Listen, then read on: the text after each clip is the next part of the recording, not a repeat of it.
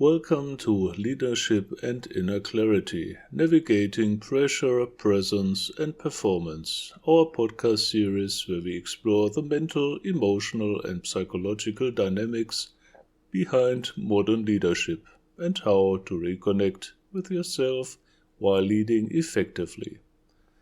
I'm Falco Wiskirchen, leadership coach and naturopath for psychotherapy, with over 12 years of experience supporting leaders in their professional and personal challenges.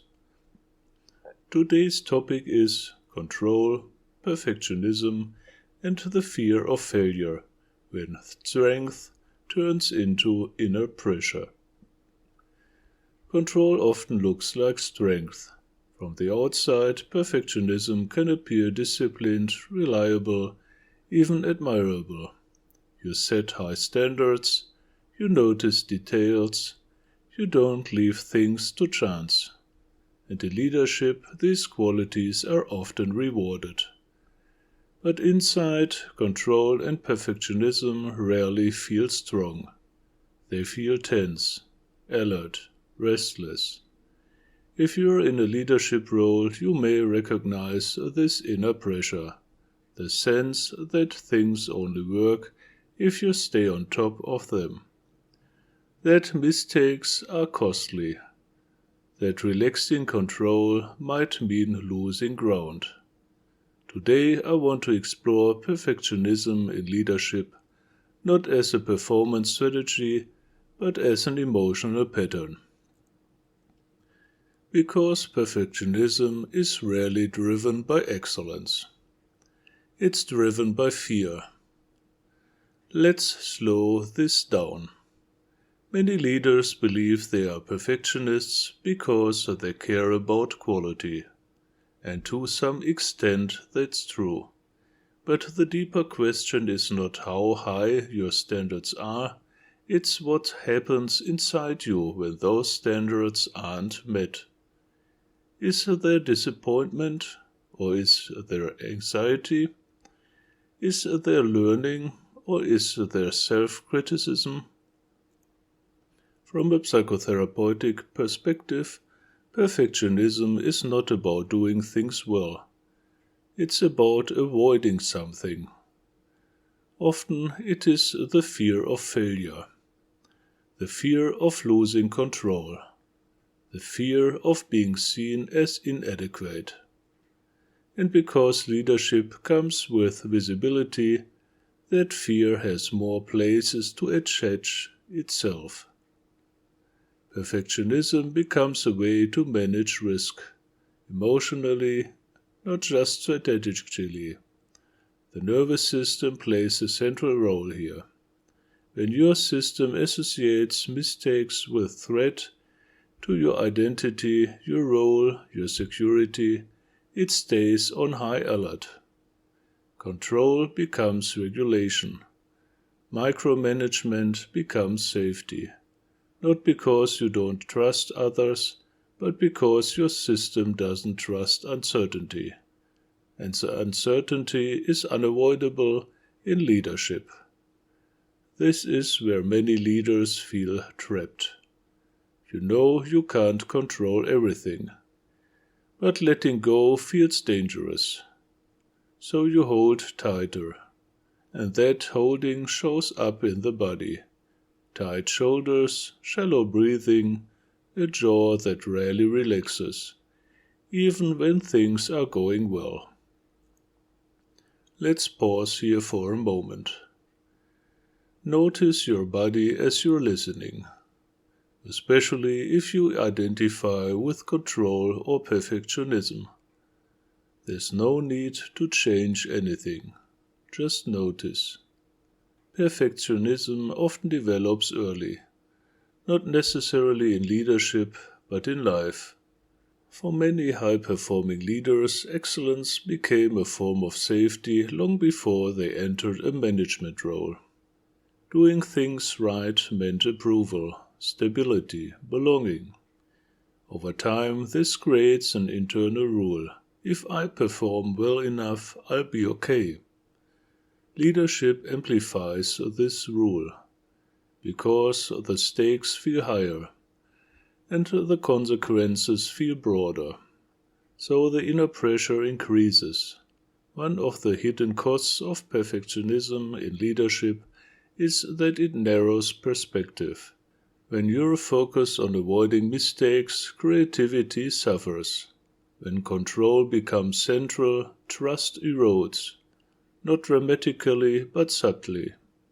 Teams feel monitored rather than supported. Initiative decreases. People wait for approval instead of thinking independently. And this reinforces the leader's belief that control is necessary. It doesn't work unless I stay involved. But involvement isn't the same as control, and leadership isn't meant to be a constant state of vigilance. Perfectionism also affects relationships, at work and at home, because the inner critic that drives high standards doesn't turn off easily. You may notice impatience with others or with yourself, a constant sense that something could be better, that rest must be earned. From a nervous system perspective, perfectionism keeps the system in sympathetic activation, always scanning, always correcting, always preparing. And this is exhausting. Over time, it often leads to anxiety or burnout, even in leaders who appear composed. The fear of failure doesn't always feel like fear. Sometimes it feels like responsibility, or ambition, or professionalism. But underneath, there's often a question that rarely gets spoken. What happens if I don't hold this together? That question carries a lot of weight. Let's pause again. Take a slow breath. Notice if this question touches something inside you. You don't need to answer, just notice. Healthy leadership doesn't mean abandoning standards. It means changing the relationship to them. Moving from fear-driven control to grounded presence. From perfectionism to discernment. From micromanagement to trust, including trust in your own capacity to respond when things go wrong. Because things will go wrong, not as a failure but as a part of reality. When leaders learn to regulate the nervous system, something shifts. Mistakes become information instead of threat. Delegation becomes relief instead of risk. Presence replaces pressure. This doesn't happen through insight alone. It happens through embodied awareness, through noticing when control tightens, and choosing regulation instead. Not perfectly, just consistently enough. Before we close, I want to speak directly to you if perfectionism has been costing you energy or peace of mind. If you've noticed that leadership feels heavier than it needs to be, that relaxation feels earned, not allowed, you're not doing leadership wrong. You're responding to an internal system that learned control as protection. And that system can learn something new. If you'd like support in exploring this, you're welcome to book a free initial leadership coaching consultation via my website.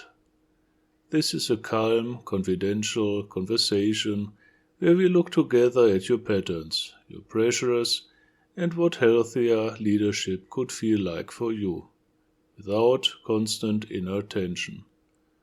You don't need to let go of excellence to let go of fear. Thank you for listening.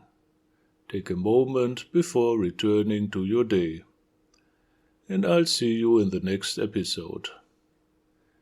And you can find more valuable insights in my other podcasts. Feel free to check them out. And please remember, Be good to yourself and take care. You are important. See you soon, and of course, I would be delighted if you like to support my work by subscribing, liking, and sharing, so that my podcasts reach other people I would like to help. Thank you.